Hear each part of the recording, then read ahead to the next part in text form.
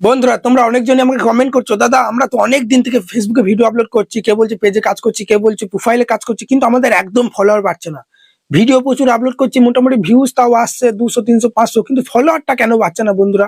তাই বন্ধুরা চলো আজকে তোমাদেরকে দেখাবো যে ফলোয়ার কিভাবে বাড়াবে একদম। ঠিক আছে, 4-5টা সেটিং আছে, ওই সেটিং গুলো অন না করলে জীবনেও তোমার ফলোয়ার কিন্তু বাড়বে না, যতই ভিউজ আসুক না কেন।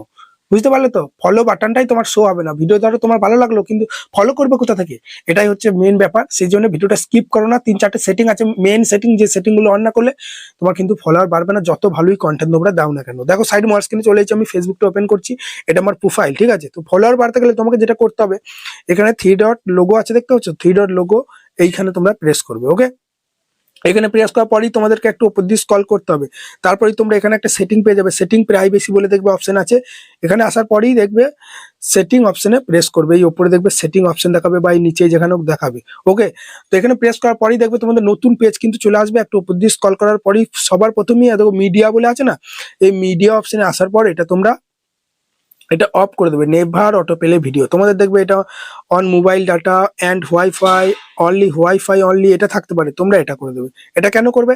কারণ কি হবে, দেখো আমরা অনেক সময় কি হয়, নিজের আইডিতে গেলে নিজের ভিডিওগুলো প্লে হয়ে যায়, বা নিজের ভিডিওগুলো দেখে ফেলি, কমেন্টে রিপ্লাই দিতে গেলে নিজেদের ভিডিওগুলো প্লে হয়ে যায়। তুমি ফেসবুকে কাজ করো বা ইউটিউবে বা ইনস্টাগ্রামে, নিজের আইডি থেকে নিজের ভিডিও দেখলে রিচ কমে যাবে, যার ফলে ভিউজ আসবে না, ফলোয়ার কোথা থেকে বাড়বে। সেই জন্য এই সেটিংটা সবসময় তোমরা নো করবে। এতে করে তোমাদের মোবাইলের ডাটাটাও বাঁচবে, ফেসবুকে কোনো ভিডিও নিজে থেকে প্লে হবে না, তোমার ভিডিও প্লে হবে না, অন্য জনের ভিডিও কিন্তু প্লে হবে না। ওকে, বুঝতে পারলে এটা? তারপর আমরা কি করবো, এখান থেকে ব্যাক দেবো। ব্যাক দেওয়ার পরেই একটু উপর দিয়ে তুলবে। ঠিক আছে, একটু উপর দিয়ে তোলার পরেই দেখবে হাউ পিপল, ঠিক আছে, ফাইন অ্যান্ড কন্ট্যাক্ট ইউ, এই অপশনে আসার পরেই সবার উপরে দেখবে একটা অপশন তোমরা পেয়ে যাবে, who can send friend request. মানে তোমার ফ্রেন্ড না, ঠিক আছে, তোমার এমন কোনো অডিয়েন্সের কাছে ধরো তোমার ভিডিওটা গেলো, যে তোমার ফ্রেন্ড নয়, ঠিক আছে, তোমাকে ধরো ফলো করনি, ঠিক আছে, তখন কি হবে, তোমরা যদি ফ্রেন্ড অফ ফ্রেন্ড আছে না, এখানে যদি প্রেস করে এটা তোমরা, ঠিক আছে, এখানে তোমাদের 3টে অপশন থাকতে পারে। একটা তো এভরি ওয়ান তো করাই যাবে না, আর নো ওয়ান যদি থাকে তাহলে নো ওয়ান করবে, না হলে এই ফ্রেন্ড অফ ফ্রেন্ড করবে আমার মতো। এটা করলে কি হবে, তাদের কাছে কিন্তু ফলো বাটনটা শো হবে, ফলো করবে, না হলে কিন্তু ফলো বাটনটা শো হবে না।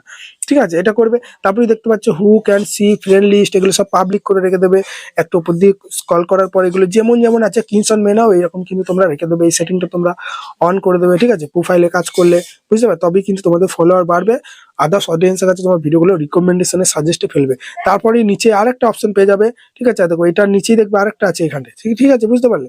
তো দেখো ফলো অ্যান্ড পাবলিক কন্টেন্ট, এখানে আসার পর দেখতে পাচ্ছ এখানে সব কিন্তু আমার দেখো পাবলিক করা আছে, এগুলো সব কিন্তু পাবলিক করতে হবে। ঠিক আছে, তোমরা অনেকজন কি করে, এগুলো তোমরা অনলি মি করে ফেলো, ঠিক আছে, যার ফলে কিন্তু সবার কাছে ভিডিওগুলো যায় না, ফ্রেন্ড অফ ফ্রেন্ড করে ফেলো, তার মানে শুধু ফ্রেন্ডের কাছে যাবে। এটা সবসময় তোমরা পাবলিক করবে, স্ক্রিনশটটা মেরে নাও। এগুলো সব পাবলিক করার পরেই so most reveal comment first, কোথাও যদি তোমার কোনো ভাইরাল ভিডিওতে যদি কমেন্ট করো, তোমার কমেন্ট আইডির পাশে কিন্তু ফলো বাটনটা শো হবে না, এটা যদি অন না করো, যার ফলে তোমাকে ফলো করতে পারবে না। বুঝতে পারলে? এটা তোমরা সবসময় কিন্তু অন করে রেখে দেবে, এইভাবে অন করে রাখবে। তারপর এখান থেকে ব্যাক দেবে, ব্যাক দেওয়ার পরেই একটু উপর দিয়ে স্ক্রল করবে। ঠিক আছে, একটু উপর দিয়ে স্ক্রল করার পরেই, ঠিক আছে, এখানে দেখবে মেন একটা জিনিস তোমাদের আমি যেটা দেখাচ্ছি, দেখো এখানে ভালো করে লক্ষ্য করো। ঠিক আছে, এই পেজ বলে একটা অপশন আছে, দেখতে পাচ্ছ, পেজ অপশনে চলে আসবে। এখানে আসার পরেই দেখতে পাচ্ছ পেজ রিকমেন্ডেশন, এটা কিন্তু আমার দেখো রিকমেন্ডেশনের মধ্যে আছে। ঠিক আছে, এটা যেন তোমাদের নন রিকমেন্ডেশন যদি থাকে, তাহলে কিন্তু জীবনে তোমার পেজ গ্রো হবে না, তোমার প্রোফাইল কিন্তু বড় হবে না। ঠিক আছে, এখানে প্রোফাইল স্ট্যাটাস অপশনে প্রেস করে দেখবে। ঠিক আছে, কোনো প্রকার ইস্যুস দেখতে পাচ্ছ, নো ভায়োলেশন, এখানে কোনো প্রকার প্রোফাইলে ভায়োলেশন নেই। আবার এই মডিফিকেশন অপশনে চলে আসবে, এখানে আসার পর দেখতে পাচ্ছ এখানে কিন্তু আমার দুটো স্টার অন আছে, এগুলো কিন্তু সবুজ কালারের টিক মার্ক আছে, নো মডিফিকেশন ভায়োলেশন, কোনো প্রকার ভায়োলেশন নেই। এখানে যদি কোনো প্রকার ভায়োলেশন থাকে, যতই সেটিং অন করো তোমাদের ফলোয়ার কিন্তু বাড়বে না। এগুলো তোমরা চেক করে দেখে নাও, যদি ভায়োলেশন থাকে কোন ভিডিওটার কারণে এসেছে সেটা ডিলিট করো। ঠিক আছে, হ্যাকিং রিলেটেড ভিডিও আপলোড করবে না, সেক্সুয়াল কন্টেন্ট আপলোড করবে না, কোনো বাচ্চারা হয়তো কোনো বোম ফাটাচ্ছে, কোনো হয়তো বেলুন ফাটাচ্ছে, চাইল্ড সেফটি তাহলে চলে আসবে, কোনো গাছে উঠছে, কুকুরে কামড়াচ্ছে, ওইসব ভিডিও দেওয়া যাবে না। কোথাও অ্যাক্সিডেন্ট হলে ওগুলো ব্লার করে দিতে হবে, রক্তারক্ত হুবাও দেখানো যাবে না।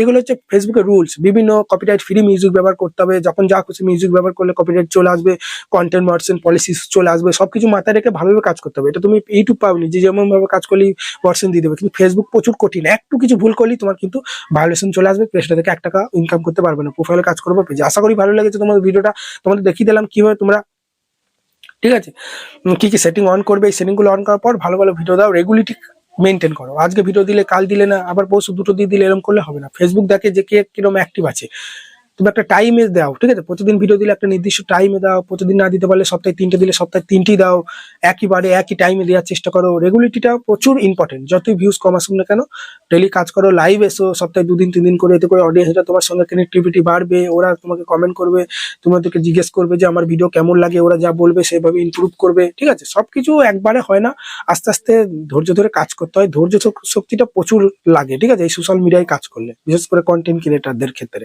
চলো এখানে ভিডিওটা শেষ করছি, ভালো লাগলে লাইক করতে ভুলবে না, আর সাবস্ক্রাইব করে রেখে এরকম ভিডিও পেতে। ওকে, চলো, ধন্যবাদ, দেখা হচ্ছে কালকে নতুন কোনো ভিডিওতে।